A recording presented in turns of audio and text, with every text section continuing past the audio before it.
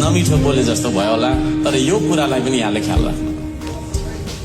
संस्कृतिले हामीलाई जहिले पनि जोड्छ, राजनीतिले जहिले पनि फुटाउँछ है।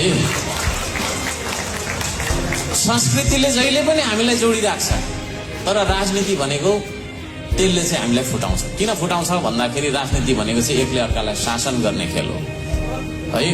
त्यो किसिममा चाहिँ हामी लाग्यौं भने हामी कति राम्रो सोसाइटी क्रिएट, कम्युनिटी क्रिएट गर्दछौँ। त्यो कम्युनिटी पनि हाम्रो तितर बितर हुन सक्छ। यो चाहिँ यहाँहरूलाई मैले तितो सत्य लास्टमा एउटा भनेर जाँदैछु। किनभने राजनीतिले चाहिँ, पार्टीले चाहिँ बाउ छोरा बीच पनि झगडा गराउँछ क्या। बाउ एमालेको हुन्छ, छोरा हिजो आजको रासपाको हुन्छ।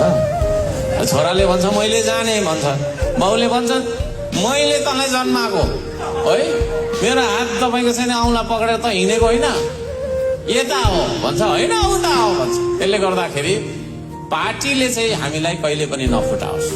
यो यहाँको एकता सधैँभरि यसरी नै विशालिँदै जाओस् होइन।